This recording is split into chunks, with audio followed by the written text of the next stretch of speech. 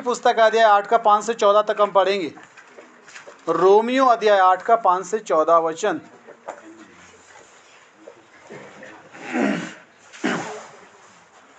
Romeo अध्याय 8 5 से 14 तक हम पढ़ेंगे।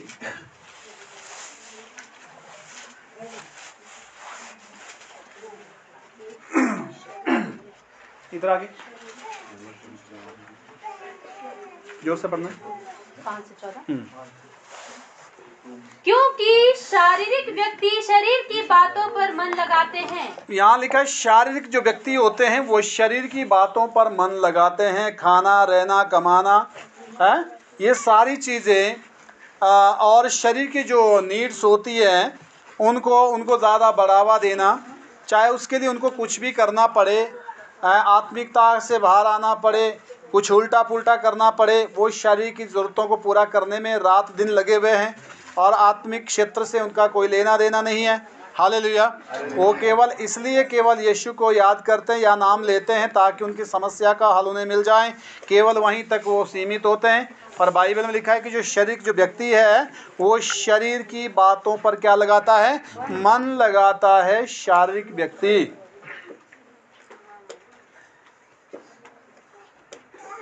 हालेलुया। जितना ज़रूरी हमारे लिए वचन है उतना ज़रूरी कुछ भी नहीं, क्योंकि जीवन तो वचन में है। रोटी खाने से भूख मिट सकती है परंतु रोटी खाने से जीवन नहीं मिलेगा।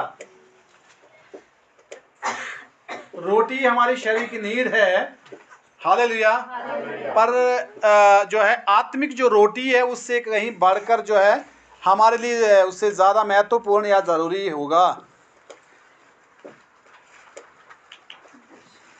परमेश्वर के वचन को ग्रहण करके, परमेश्वर की उपस्थिति में रह के और परमेश्वर के जो वचन का उसको ग्रहण करने के बाद जो उसकी एनर्जी जो आपको मिलती है उसका अनुभव जब आप करेंगे तो आपको संसार की चीज़ें फीकी नज़र आ जाएगी।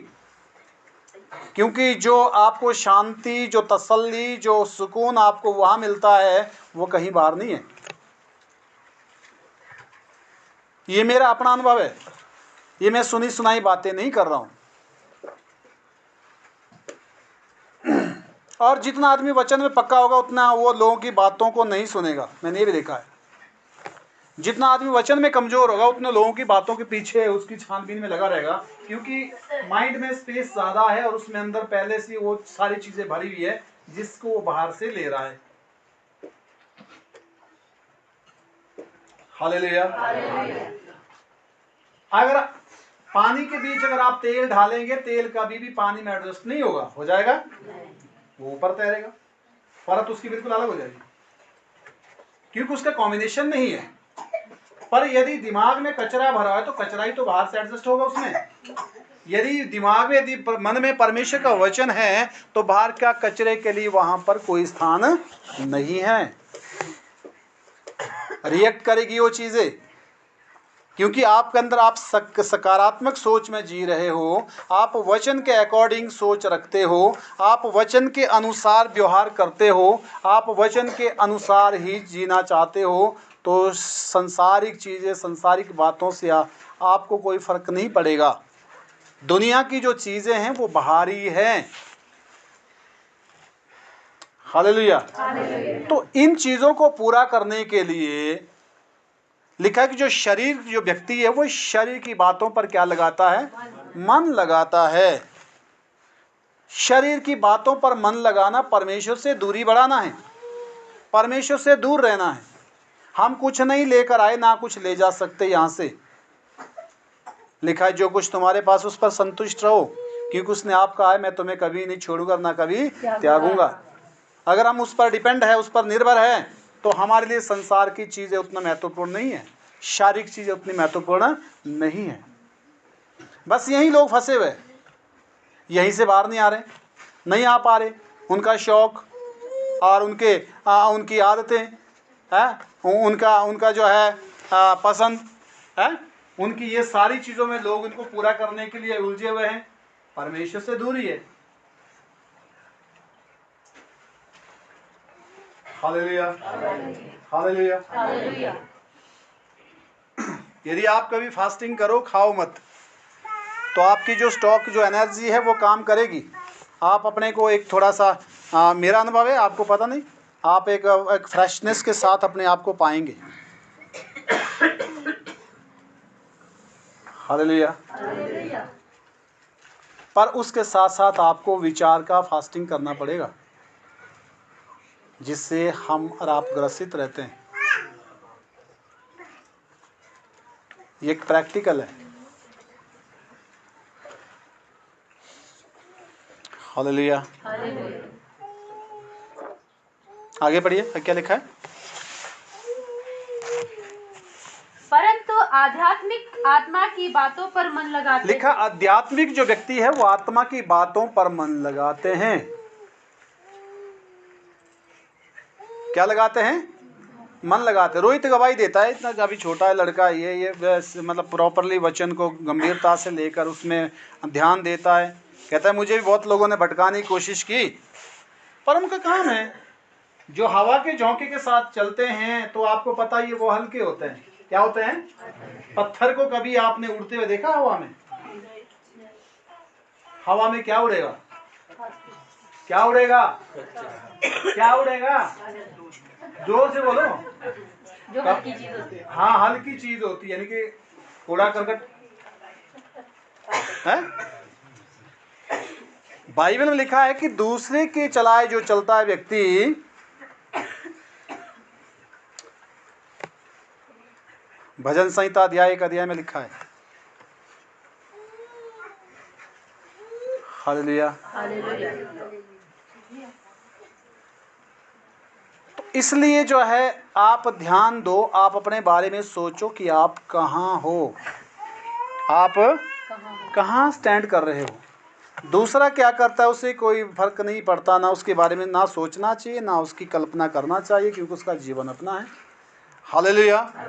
वचन आपके लिए है। वचन किसके लिए है? मेरे लिए अकेले। यीशु ने कहा मैं तुम सुनने वालों से कहता हूँ। किससे कहता हूँ? जिसके कान है वो सुन ले। आत्मा कलीसिया से क्या कहता है? वो उनके लिए तो बोल भी नहीं रहा है, जो भटकने वाले लोग हैं उनके लिए तो उसने कभी नहीं बोला। यीशु के पीछे हजारों लोग चलते थे, परंतु चेले 11 हुए। कितने हुए? गिनती में तो 12 थे, पर एक सिक्रेसी वाला भी तो था जिसने फर्जी चेले का नाम जो है ग्रहण किया था। हालेलुया। तो हजारों लोगों में बाइबल में लिखा है कि 4000 लोगों ने खाना खाया। औरतों की और बच्चों की गिनती उसमें नहीं थी। 5000 लोगों ने खाना खाया। तो वो तो चलो उतने साथ चलने वाले थे, जानने वाले तो और ज्यादा थे जो चंगाई पा के चले गए। परंतु जब क्रॉस पर जाने की बारी आई तो यीशु अकेले गए। उनमें से कोई भी नहीं थे। साथ वाले थे कोई? जितना आप आगे बढ़ेंगे, जितना आप ऊंचे उठेंगे, उतने आप अपने आप को अकेला महसूस करेंगे। पहाड़ देखे आपने? देखे? जो सबसे ऊंचा पहाड़ होगा अकेले दिखाई देगा, देगा कि नहीं? हालेलुया। अगर लोग आपका साथ छोड़ रहे हैं, इसका मतलब आप जो है ऊंचाई की ओर जा रहे हैं। कहाँ जा रहे हैं? ऊंचाई की ओर। इस बात से परेशान होने की जरूरत नहीं है।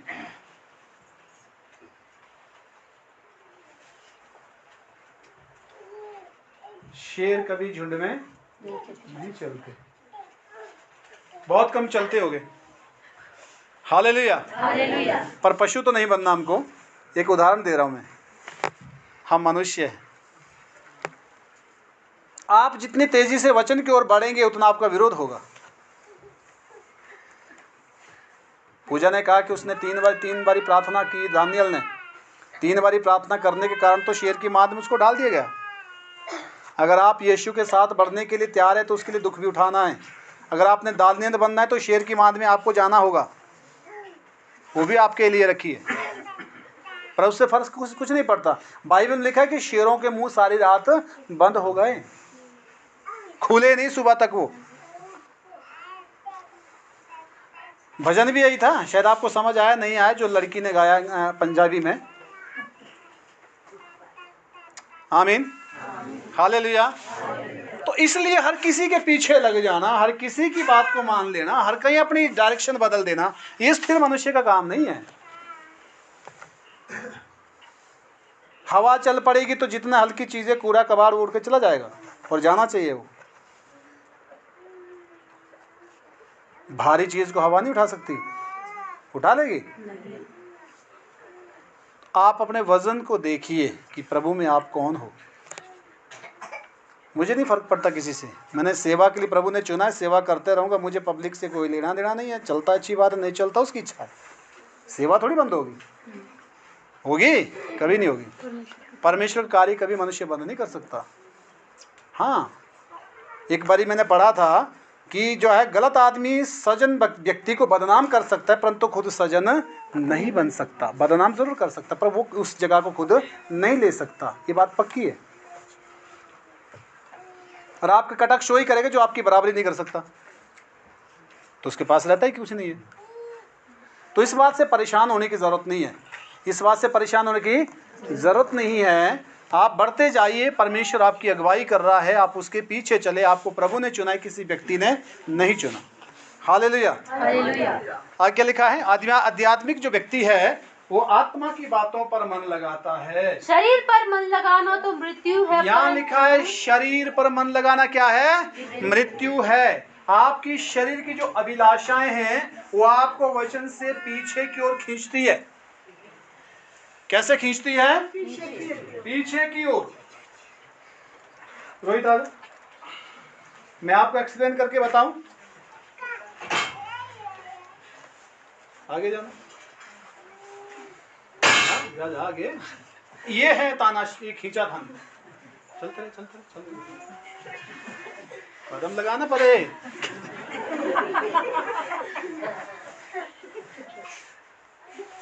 लालच, पैसा, दुनिया, हाँ, बहुत सारी चीजें, शौक, इच्छाएं, हैं? हालेलुया। आपको क्या करना पड़ेगा? जोर से, हाँ, आपको ज्यादा जोर क्या करना पड़ेगा? ज्यादा जोर। आप अकेले नहीं, जब आपको अंदर वचन की पावर आ जाएगी तो वो चीजें आपको अवश्य मुक्त कर देगी। आप अपने आप कुछ नहीं कर सकते। हालेलुया। वचन ही आपको ताकतवर बनाएगा। वचन को आपको ग्रहण करना होगा और वचन के अनुसार आपको अपना जीवन को चलाना जरूरी है। हालेलुया, आमीन। क्योंकि वचन में शक्ति है। किस में शक्ति है? वचन में। शारीरिक चीजें आपको पीछे खींचती है, आपका नशा, आपकी दोस्ती, आपके शौक, आपकी पसंदी, आपकी इच्छाएं, बहुत सारी चीजें उसमें है। हालेलुया। आज शादी, आजकल पता है शादियां चली है तो खूब डांस हो रहा है।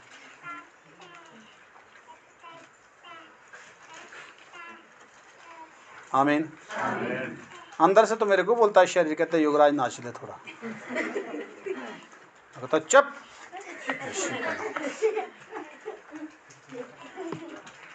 जिसको अपने ऊपर काबू नहीं है वो किसी पर काबू नहीं कर सकता।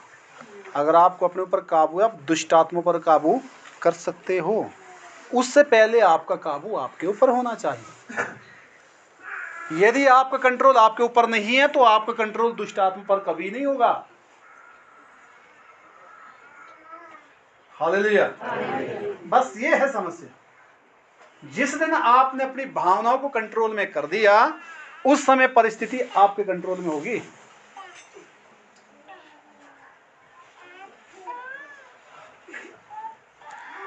आमीन। आमीन।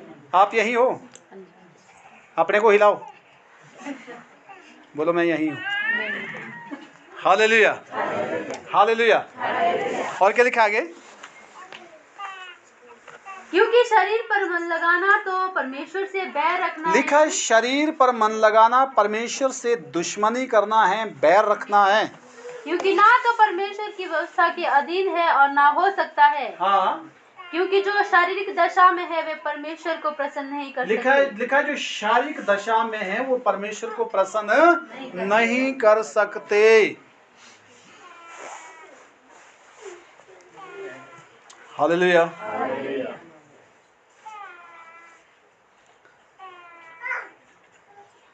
कल शाम के खाने में मटन भी बना था, सादा खाना भी बना था। अंदर से बोला, कहते मीट खा ले।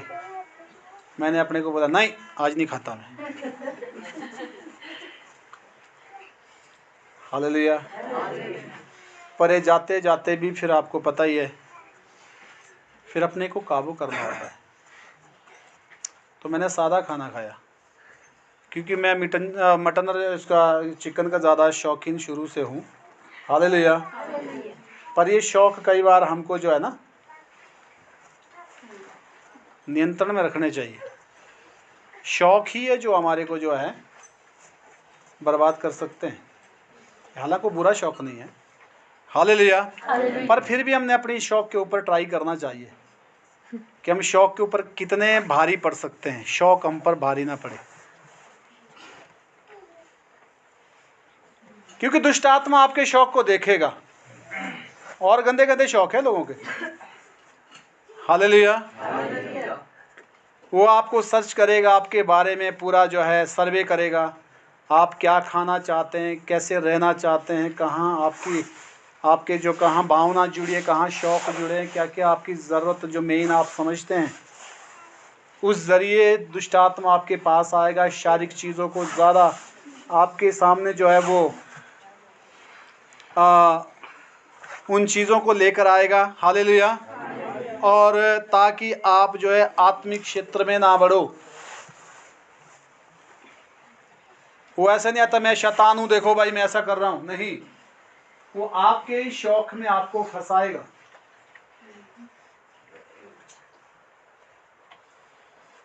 आमीन। हालेलुया। हालेलुया। ठीक है। आप क्या क्या चीज़ पसंद करते हो उसको मालूम है। यदि आपकी पसंद वचन हो जाएं तो उस एरिया में चलेगा नहीं। उसको पता है मेरी मान ही नहीं जाएगी।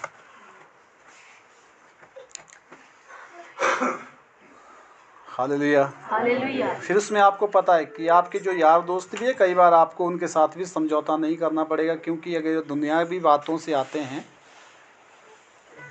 बात एक ही होगी, या तो आपको उनकी माननी पड़ेगी या वो आपकी मानेंगे। अगर वो आपकी मानेंगे तो वो बच गए, अगर आपने उनकी मानी तो आप गए। ऐसा है कि नहीं? है कि नहीं?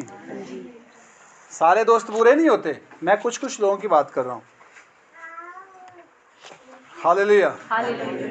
आमीन। और क्या लिखा आगे? परंतु जबकि परमेश्वर का आत्मा तुम में बसता है तो तुम शारीरिक दशा में लिखा है नहीं, जबकि परमेश्वर का आत्मा तुम में बसता है तो तुम शारीरिक दशा में नहीं परंतु आत्मिक दशा में हो। परंतु आत्मिक दशा में हो। यदि किसी में मसीह का आत्मा नहीं तो वह उसका जन नहीं। लिखा है यदि किसी में मसीह का आत्मा नहीं है तो उसका जन भी नहीं है। यदि मसीह तुम में है तो देह पाप के कारण मरी हुई लिखा है। है यदि मसीह तुम में है तो तुम्हारा जो शरीर है वो पाप के कारण मृतक है, परंतु आत्मा धर्म के कारण जीवित है। आत्मा धार्मिकता के कारण जिंदा है। और यदि उसी का आत्मा जिसने यीशु को मरे हुओं में से जिलाया तुम में बसा हुआ लिखा है, यदि उसी का आत्मा जिसने यीशु को मरे हुए में से जिंदा कर दिया, यदि तुम में भी वो आत्मा है, तो जिन्होंने मसीह को मरे हुए में से जिलाया, जिसने मसीह को मरे हुए में जिलाया, वह तुम्हारी नश्वर देहों को भी अपनी आत्मा के द्वारा जो तुम में बसा हुआ है जिलाएगा। हाँ, तुम्हारी देह जो नाश्वर है आत्मा अपने आत्मा के द्वारा उसको क्या करेगा? जिलाएगा। इसलिए हे भाइयों, हम शरीर के कर्जदार नहीं कि शरीर के अनुसार दिन काटे, क्योंकि यदि तुम शरीर के अनुसार दिन काटोगे तो मरोगे। यदि आत्मा से देह की क्रियाओं को मारोगे तो जीवित रहोगे।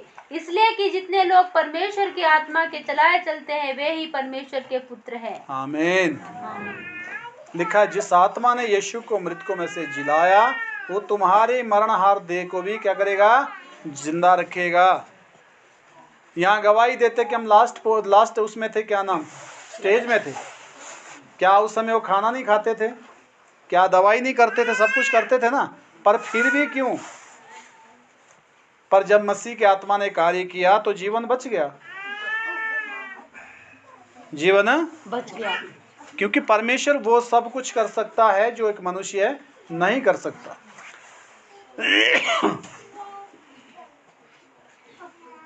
हालेलुया। इसलिए शरीर के कर्जदार मत बनो लिखा है। भोजन और पेट दोनों नाश हो जाएंगे। पता है, आदमी 2 वक्त की रोटी करने के लिए बहुत नीचे गिर जाता है।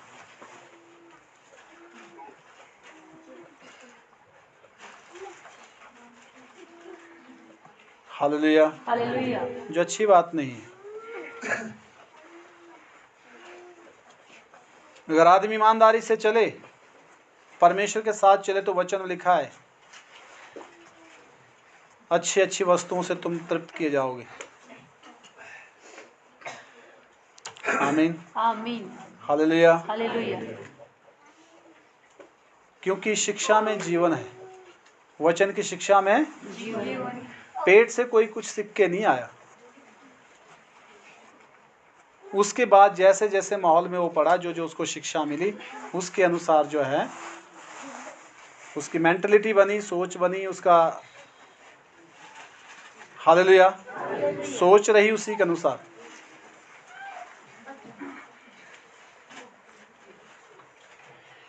पर हम लोगों को शुरू से वचन की शिक्षा नहीं दी गई, इसलिए हमारी जो बनावट है वो खराब होती गई। दुनियावी बनावट, शारीरिक स्ट्रक्चर की बात नहीं कर रहा हूं मैं आदमी के भावनाओं की, सोच की और अंदरूनी स्ट्रक्चर की बात कर रहा हूं। इंसान एक सोच के दायरे के अंदर जीता है। हर आदमी के अपनी सोच का एक दायरा होता है, उसके बाहर वो कुछ नहीं कर सकता। हालेलुया। पर सोच कहां से शुरू होती है?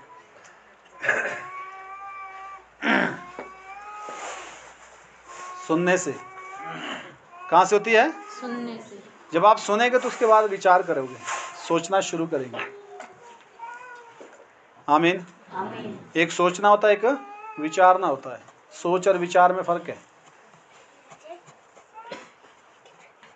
सोच होता है कि केवल दिमाग में वो चीज चलनी, विचार होता है उसके ऊपर मनन करना।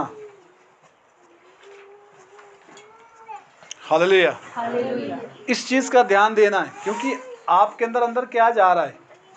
बाइबल में लिखा है कि जो मनुष्य के जो अंदर से जो बाहर निकलता है वो मनुष्य को क्या करता है? अशुद्ध करता है। बाहर क्या निकलेगा? बाहर तो ही निकलेगा जो मन में होगा। आमीन। आगे हो गया पूरा। नेक्स्ट वचन, गलातियों की पुस्तक 5:16 से 24 तक पढ़ेंगे। गलातियों 5:16 से 24।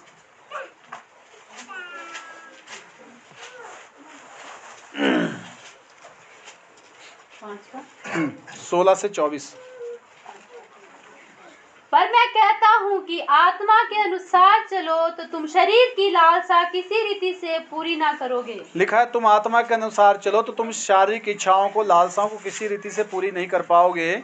क्योंकि शरीर आत्मा के विरोध में और आत्मा शरीर के विरोध में लालसा करता है। शरीर आत्मा के विरुद्ध और आत्मा शरीर के विरुद्ध लालसा रखता है, और ये एक दूसरे के विरोधी है। ये एक दूसरे के विरोधी है। इसलिए कि जो तुम करना चाहते हो वो ना करने इसलिए पाओ। ताकि तुम जो कुछ करना चाहते वो ना कर सको। और यदि तुम आत्मा के चलाए चलते हो तो व्यवस्था के अधीन ना रहे। लिखा है यदि तुम आत्मा के अनुसार चलते हो तो व्यवस्था के अधीन नहीं रहे। शरीर के काम तो प्रकट है, शरीर के काम प्रकट है, अर्थात व्यभिचार, गंदे काम, लूचपन, मूर्ति पूजा, सोना, बैर, झगड़ा, ईर्ष्या, क्रोध, विरोध, फूट, विधर्म, ढा, मतवालापन, लीला क्रीड़ा और इनके जैसे और भी बहुत काम हैं।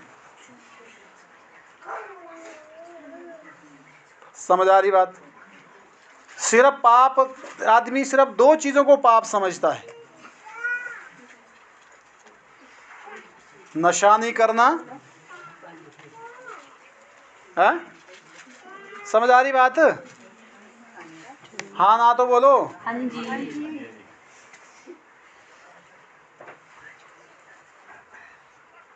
ज्यादा से ज्यादा कोई जाएगा तो व्यभिचार नहीं करना। पाप की कितनी बड़ी लिस्ट है। इतना तो है, इससे भी आगे लिखा है, कहते इससे भी और काम है। जो नशा नहीं करता चोरी जरूर करता है, परंतु नशा करने वाले से अपने को ज्यादा धर्मी समझता है।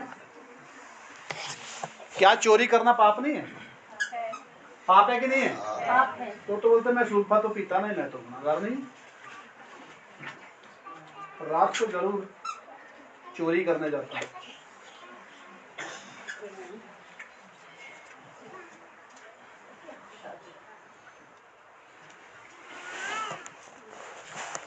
मैं समझता हूँ कि चोरी करने वाला नशे करने वाले से ज्यादा गुनाहगार है, क्योंकि बहुत लोगों को लूटता है। नशे करने वाला व्यक्ति अपनी ही आत्मा को खराब कर रहा है, परंतु चोर जो है समाज को खराब कर रहा है। ऐसा है कि नहीं है? हाँ जी। इसलिए जो है अपने को धर्मी समझने की कोशिश मत करें, अपने को वचन में बढ़ाने की कोशिश जरूर करें।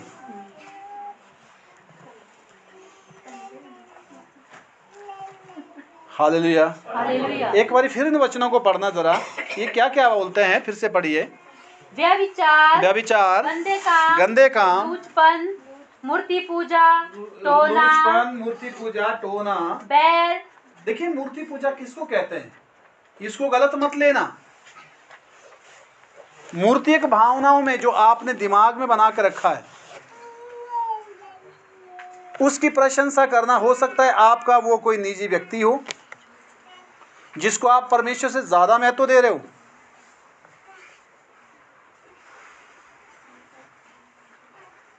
इंसान भी तो मूर्ति है ना, नहीं है? हालेलुया। जो आपके दिमाग में जो कुछ बसा हुआ है, जो परमेश्वर का की जगह ले रहा है, उसको कहते हैं मूर्ति पूजा।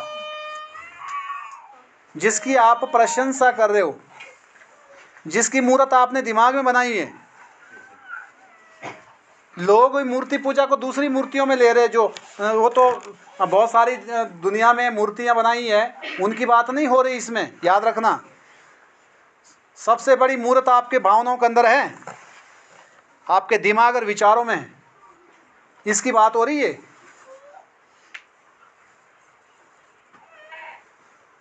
हालेलुया।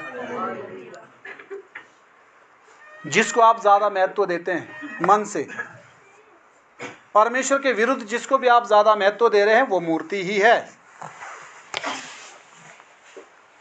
मूर्ति पूजा। हालेलुया। आमीन। पूजा का मतलब वही प्रशंसा करना, भक्ति करना उन चीजों की जो आपके दिमाग में बसी है।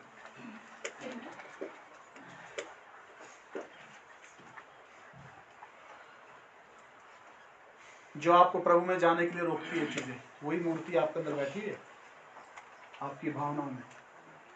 हो सकता हो इंसान हो सकता हो आपकी कोई कंडीशन हो सकता हो किसी भी तरह की। मैं इसको व्याख्या नहीं कर सकता, इसलिए क्योंकि हर एक आदमी की मूर्ति अलग अलग है, दिमाग में जो बसी है।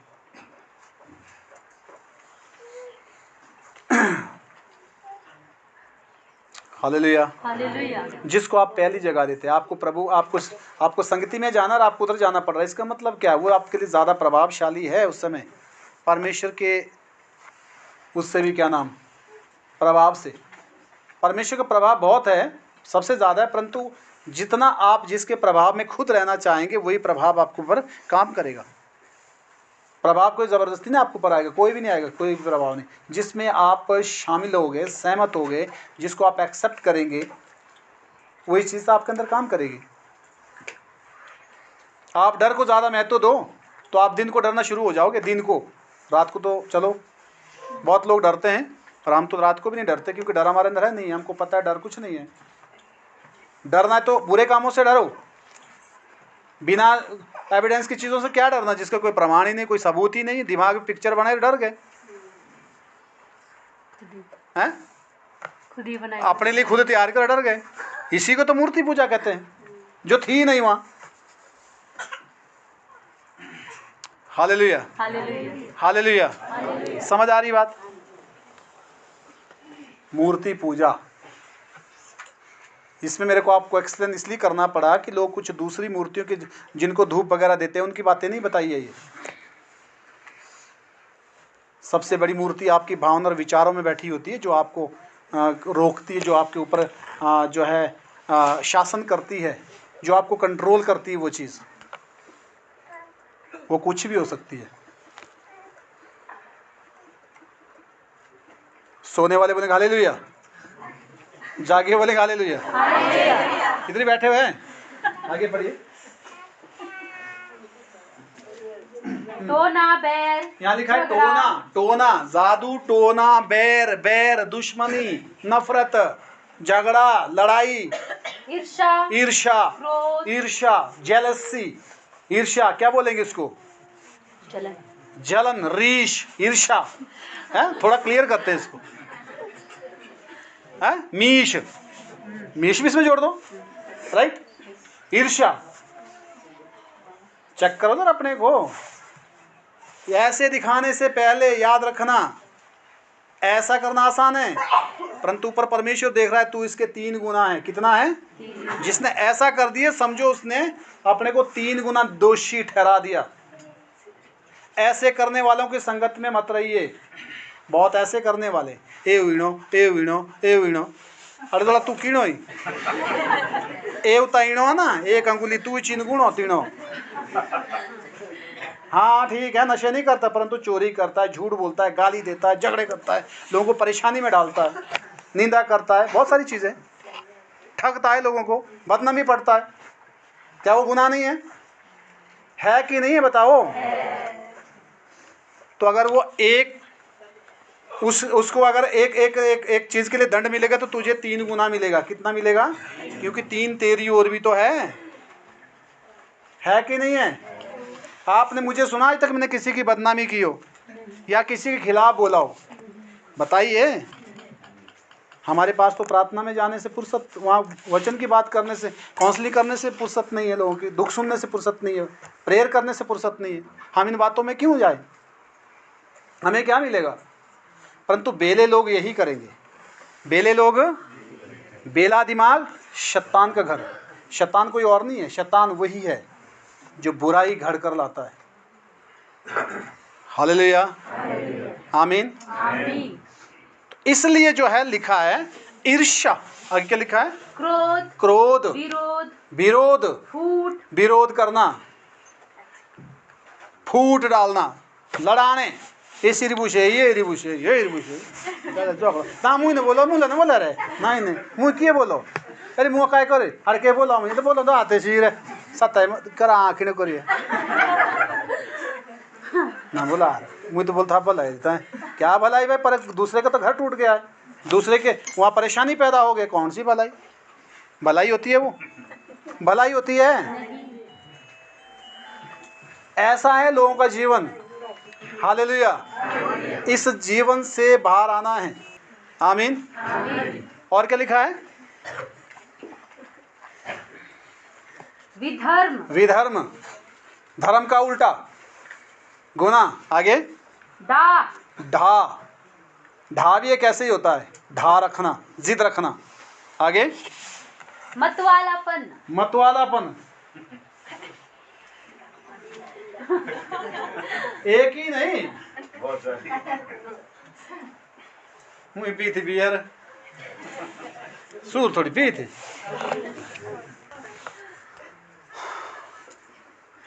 बोलने के तरीके, हालेलुया। उसमें शराब आएगी, भांग भी आएगी। क्या आएगी? नशा तो नशा है, मतवाला तो मतवाला है। उसमें बीड़ी सिगरेट भी आएगी। जिस भी चीज़ों से आप नशा आपको लगता है उसी को मतवालापन कहते हैं। उसमें सब चीज़ें आएगी। ना सूर न पिंदो भी बीड़ी पिया दू बंडल राची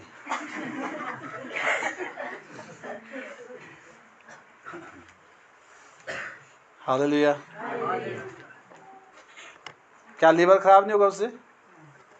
फेफड़े खराब नहीं हो गए हैं? हो जाएंगे ना।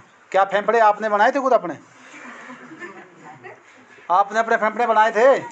नहीं बनाए तो आपको उसको बर्बाद करने का हक भी नहीं है। वो उसने बनाए। जब उसने हमारे फेफड़े बनाए तो वो सुरक्षित रखने चाहिए। जिसको हमने बनाया नहीं उसको हम बर्बाद क्यों करें? हालेलुया, आमीन। और क्या लिखा है? लीला क्रीड़ा, लीला क्रीड़ा और इनके जैसे और संसारिक काम इनके जैसे और भी बहुत सारे काम हैं। आगे इनके विषय में मैं तुमसे पहले ही कह देता हाँ लिखा है, इनके विषय में तुमको पहले ही कह देता हूँ, जैसा पहले चुका हूँ ऐसे काम करने वाले परमेश्वर के राज्य के वारिस नहीं बन सकते। अगर आपने ऐसा काम किया है उसके लिए पश्चाताप करें, उसको छोड़े, प्रभु के पास आए, आपके गुनाह मिट जाएंगे।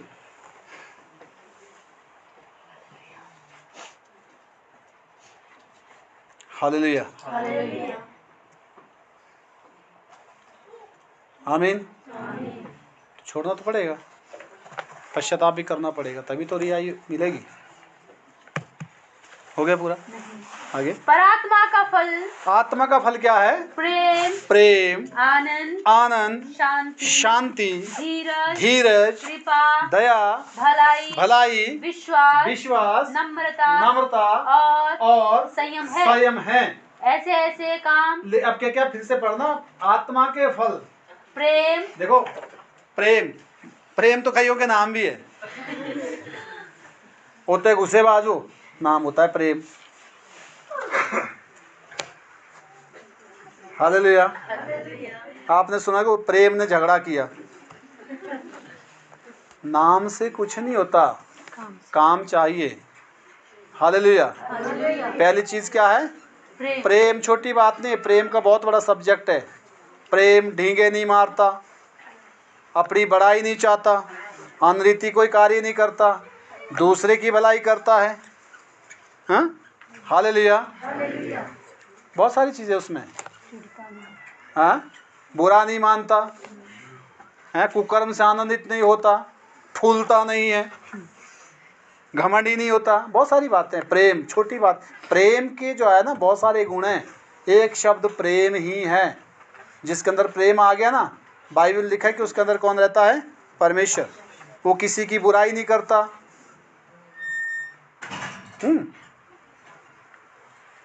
प्रेम और क्या है? आनंद होता है एक अंदर से पूरी तरह का सुकून में रहना, आनंदित रहना। आनंदित क्या बोलेंगे? खुशी। एक तो खुशी होती है ना, खुशी उतनी ज़्यादा नहीं, खुशी तो एक ऐसी होती है कि ऊपर वाली चीज़। आनंद होती है गहराई से, जो अंदर आदमी के अंदर होता है। मैंने इस चीज़ का अनुभव किया है, आनंदित रहना। हालेलुया। एक इंटरनली नहीं, शांति भी अलग है, खुशी अलग है, आनंद एक अलग चीज़ है। हालेलुया। आनंद। आगे शांति रहेगी उसके अंदर। जो आत्मिक व्यक्ति होगा, जो प्रभु के साथ चलने वाला, वचन के साथ रहने वाला व्यक्ति। आगे धीरज, सब्र करेगा, वो तोतला नहीं होगा, तावड़ा नहीं होगा, इंतजार करेगा, धीरज धरेगा। हालेलुया। आगे कृपालु होगा, वो दूसरे के ऊपर उसको तरस आएगा, दया से भरा होगा, नफरत करने वाला नहीं होगा, ऐसा दिखाने वाला नहीं होगा।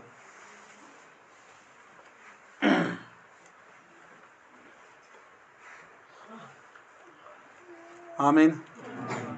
अपने को कभी दूसरे की जगह खड़े करके देखना जरा। वो तो ऐसा है, अगर आप उसकी जगह होते आप कैसे होते? आप होते वैसे भी नहीं जो उसकी। हालेलुया। दूसरे के खिलाफ बोलना बड़ा आसान है, पर दूसरे की जगह खड़े होकर कभी देखना जरा विचारों में कि अगर मेरे ऊपर एक समस्या होती मैं क्या करता। आगे भलाई, भलाई, भलाई करने वाला होगा, पुराज लगाने वाला नहीं। क्या लगाने वाला? पुराज लगाने वाला नहीं होगा, भलाई करने वाला। आगे विश्वास, विश्वास रखने वाला होगा, और नम्रता, नम्र होगा, नम्र स्वभाव का, संयम, संयम रखने वाला होगा, समझदार होगा। आमीन।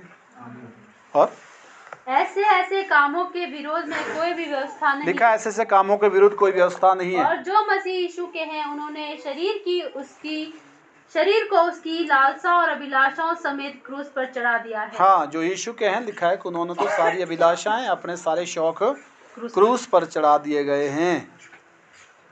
शरीर की अभिलाषाएं। रोमियो हो गया, ये 24 तक हो गया। रोमियो 3:11 से 14 सेकंड लास्ट वचन है ये। रोमियो अध्याय 3:11 से 14 सेकंड लास्ट वचन है। 14 तक 11 से। कोई समझदार नहीं, यहाँ लिखा है कोई भी समझदार नहीं है, कोई परमेश्वर का खोजने वाला नहीं, कोई भी परमेश्वर को खोजने वाला नहीं है। सब भटक गए हैं, सारे भटक गए हैं, सबके सब निकम्मे बन गए, सारे के सारे बिगड़ गए हैं, निकम्मे हो गए। कोई भलाई करने वाला कोई भी नहीं, भलाई नहीं करने वाला है, एक भी नहीं, एक भी नहीं लिखा है वचन में। उनका गला खुली हुई कब्र है। हाँ। उन्होंने अपनी जीवों से छल किया, उन्होंने अपनी जीवों से छल किया, हर कुछ भका बोला।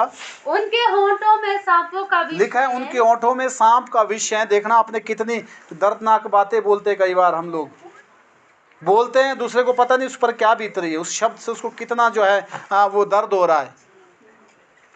उनका मुंह श्राप और कड़वाहट से भरा हाँ, है। उनका मुंह लिखा है श्राप और कड़वाहट से, कड़वी बातें बोलना, श्राप, गालियां देनी, हर बात के पीछे गाली बकना।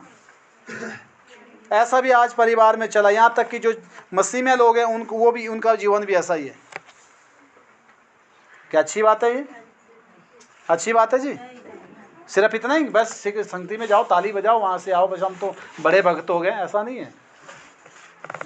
आगे हो गया। हालेलुया। तो इन चीज़ों से परहेज करना है, शारीरिक नहीं बनना है, आत्मिकता में रहना है। आत्मिकता में रहोगे तो परमेश्वर आपसे बात करेंगे, परमेश्वर आपसे मिलेंगे, आपके साथ रहेंगे, आपकी समस्याओं में जो है वो आपके साथ खड़े होंगे। लास्ट वचन इब्रानियों 12:14, इब्रानियों 12 से 14।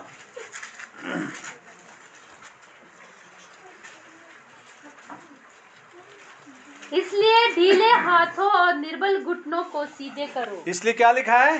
ढीले हाथों को और निर्बल घुटनों को सीधे करो, हाथ खड़े करो, चलने के लिए तैयार हो जाओ। और अपने पाँव के लिए सीधे मार्ग बनाओ, अपने पाँव के लिए सीधे रास्ते बनाओ कि लंगड़ा भटक ना जाए, ताकि लंगड़ा भटक ना जाए, वो रास्ते में चलता रहे, पर भला चंगा हो जाए। भला चंगा हो जाए। सबसे मेल मिलाप रखो, सबसे क्या रखो? सबसे दुश्मनी रखो, ऐसा लिखा है। और उस पवित्रता के खोजी हो, हाँ, जिसके बिना कोई प्रभु को कदापि ना देखेगा। उस पवित्रता के खोजी हो जाओ जिसके बिना कदापि कोई प्रभु को नहीं देख पाएगा। भलाई के खोजी हो जाओ।